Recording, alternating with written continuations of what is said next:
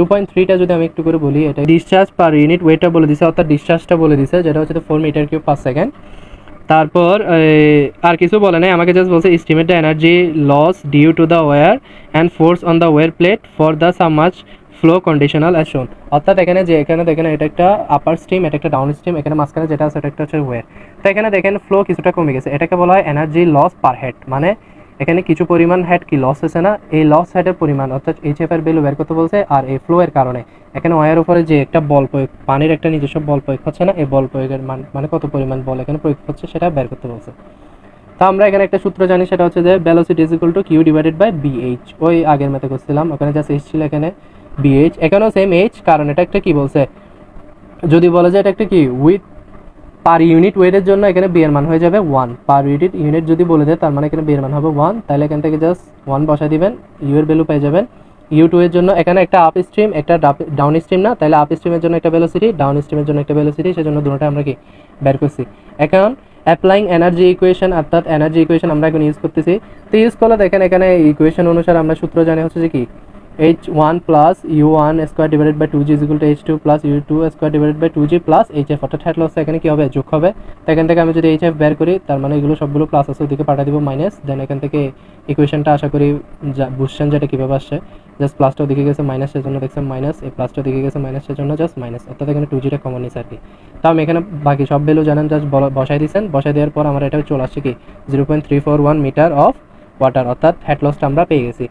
এরপরে ফোর্সটা বের করার জন্য আমাদের থেকে এখানে মোমেন্টাম ইকুয়েশনটা ইউজ করতে হবে। মোমেন্টাম ইকুয়েশনের সূত্র হচ্ছে যে rho Q into U two minus U one is equal to half of gamma H one square minus half of gamma H two square minus F. এই এফটা হচ্ছে যে কি এখানে ওয়ার কর্তৃক বল, এটা দেখেন পানির ফ্লোয়ের বিপরীত দিকে না, সেজন্য এটা এখানে মাইনাস বসছে, এটা একটু ভালো মতো বুঝেন। এটা হচ্ছে যে ওয়ারের বাধাদানকারী বল আমরা যেটা বলবো, আমরা এটাই বের করবো।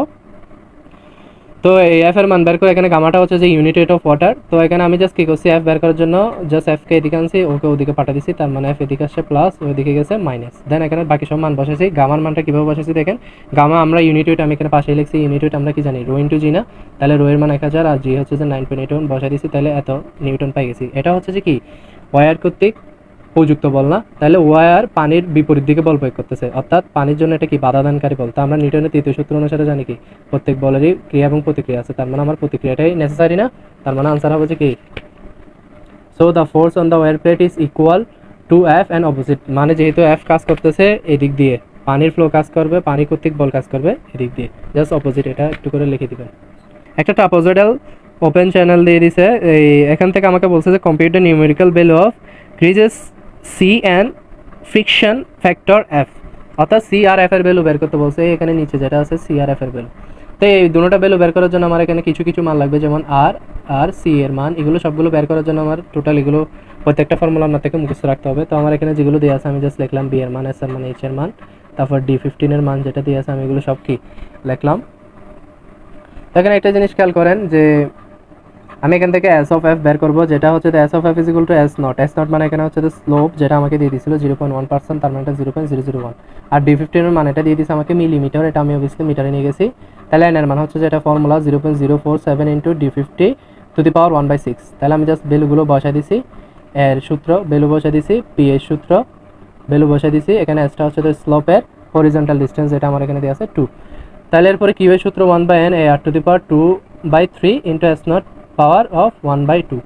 তাইলে আমার যে সূত্রগুলো মুখস্থ থাকলে আমি ভ্যালু যা বের করছি এখানে যেগুলো সব বসাই দিছি, তাহলে সি এর value 1/n R to the power 1/6, তাহলে জাস্ট বের করছি। এখানে একটা জিনিস খেয়াল করবেন, সি এর ইউনিটটা মুখস্থ রাখবেন, সেটা হচ্ছে √m/s, অর্থাৎ মিটারের বর্গমূল পার সেকেন্ড, ঠিক আছে। এটা বইয়ে m টু দি পাওয়ার হাফও দিছে, তো আপনি √mও দিতে পারেন বা চাইলে হাফও দিতে পারেন।